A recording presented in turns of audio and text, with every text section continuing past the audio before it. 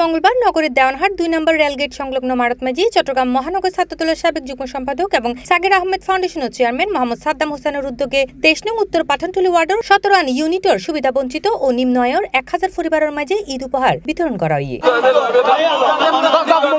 এতে প্রধান অতিথি হিসেবে উপস্থিত আছেন চট্টগ্রাম ৯ আসনের নবনির্বাচিত সংসদ সদস্য আবু সুফিয়ান।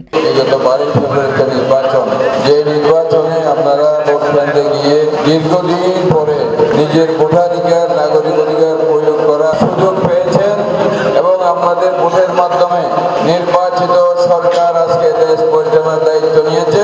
রাষ্ট্রপতি জিয়াউর রহমান এবং দেশনেত্রী বেগম খালেদা জিয়ার সন্তান জনাব তারেক রহমান আজকে বাংলাদেশের প্রধানমন্ত্রী নির্বাচিত হয়েছেন আপনাদের ভোটে।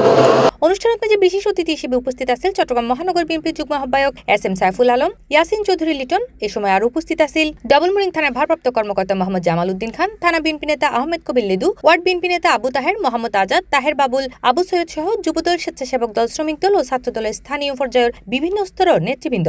আমি বলতাম, সাদ্দাম তুমি কাজ করে ইনশাআল্লাহ, কাজ করলে মানব সেবা করলে মানুষ তোমাকে বড় করবে, ঠিক না?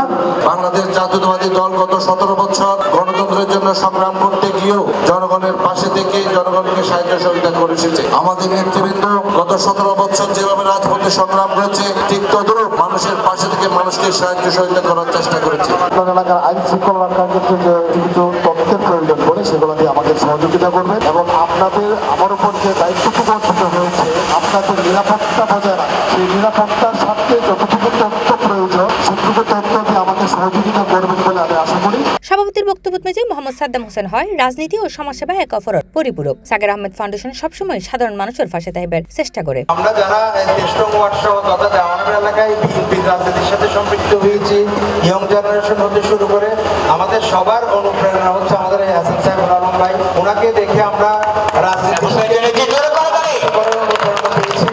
এবং আমি যখন ছাত্রদল করতাম তখন উনি আমাকে অনেকভাবে অনুপ্রেরিত করেছে রাজনীতিভাবে আগানোর জন্য। আমি ওনার কাছে অনেক বেশি কৃতজ্ঞ। সি+ টিভি, চট্টগ্রাম।